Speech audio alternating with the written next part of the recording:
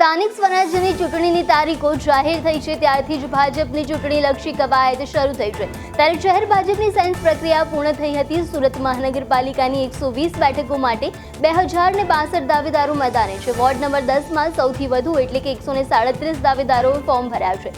Ward number 4માં સૌથી ઓછા દાવેદાર એટલે કે 34 દાવેદારોએ ફોર્મ ભર્યા હતા। સાયન્સ પ્રક્રિયા બાદ શહેર અધ્યક્ષ સાથે ધારાસભ્યોની સંકલન બેઠક પણ યોજવામાં આવી હતી, જેમાં 3 દિવસ સુધી ભાજપ કાર્યાલય ખાતે દાવેદારોનો મેળાવડો જોવા મળ્યો છે। 2062 દાવેદારોમાંથી 120 ઉમેદવારોનું લિસ્ટ તૈયાર કરવામાં આવશે।